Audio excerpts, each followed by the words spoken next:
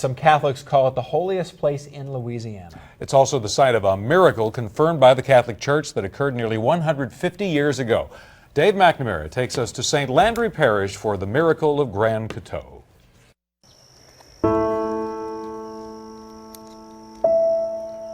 I do believe it is the holiest place. And I rarely meet someone who comes down the road to this school who doesn't say, I have a sense of God's presence when I approach the campus. The small farming town of Grand Coteau was built around religion. The Sisters of Sacred Heart opened an all-girls school in 1821, and a decade later, the Jesuits also moved in. Today, the Academy of Sacred Heart is the religious order's oldest school in continuous operation in the world. The school has, for 191 years, never closed its doors, not even in the Civil War, when a battle happened very close and they could hear the guns roaring. When Union forces took control of the area, their commander, General Nathaniel Banks, issued this order of protection for the academy. In fact, he said anyone who did harm would be punished by death. And his reasoning was that his daughter was at the Sacred Heart School in Manhattan with Madame Hardy, who was a graduate of this school and who founded the schools on the East Coast. But it was something else that happened here 4 years later that astonished the religious and got the attention of the Vatican. I believe it was a miracle. Sister Lynn Lear is the school's headmistress. And we all know the story. We're all taught the story. In 1866, a young woman named Mary Wilson joined the Society of Sacred Heart. But she became ill and was moved to the convent at Grand Coteau. Here, her condition worsened. I felt getting weaker, and my sufferings were so intolerable that it seemed to me that it was impossible to bear them long. Academy student Teresa Zombrecker reads the first-hand account from Mary Wilson's journal. I endured the pangs of death, my body being all drawn up with pain. My hands and feet were cramped and as cold as death. At each attempt to utter a word, the blood would gush from my mouth. Mary's fellow sisters began praying to John Berkmans, a 17th century Jesuit seminarian who was recently beatified by the church.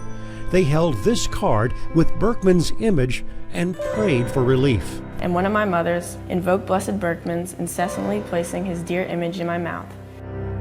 Mary was given the last rites. The religious, a priest, and a doctor knew death was near. Mary wrote that she prayed silently to Berkmans as his blessed image was placed on her mouth. Then Mary heard a voice and saw a man holding a cup standing next to her bed. I heard a voice whispering, "Open your mouth." I did so as well as I could. I felt someone, as it were, put their finger on my tongue, and immediately I was relieved.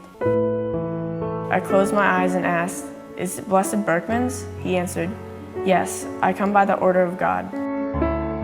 All signs of Mary's illness instantly vanished. She sat up in bed. The pain was gone. The sores in her mouth were healed. The Catholic Church confirmed it was a miracle. And it was the final miracle needed for John Berkmans to be canonized a saint. This shrine to St. John Berkmans is in the convent's old infirmary, and it stands at the very spot where the miracle happened. This shrine is known to be the only shrine on the site of an actual miracle in the United States. And it includes a crucifix that belonged to St. Berkmans. But Mary Wilson's connection to Berkmans isn't over. About 8 months later, John Berkmans appears to her a second time. And this time he says, "I'm taking you to God." And she dies shortly after. I wonder if we don't see miracles today and we say to ourselves, "Oh, that person went in remission," because then they die later on. But the fact that they go into remission is really a miracle too sometimes. In a small cemetery behind the Academy are the graves of more than 100 religious of the Sacred Heart. Here you also find the final resting place of Mary Wilson, inscribed with the French word for miracle. I believe in miracles. I pray daily to my favorite saints to intercede on behalf of this school, to intercede on behalf of me sometimes. You can't be here and not experience God. With the heart of Louisiana, Dave McNamara, Fox 8 News. The Academy of Sacred Heart welcomes visitors to the shrine of St. John Berchmans. There's a small museum that shows the history of the Academy of Sacred Heart. It's best to call ahead because the shrine and museum are located in a building that's still used for classes. For more information, log on to fox8live.com, click on Exclusives and the Heart of Louisiana.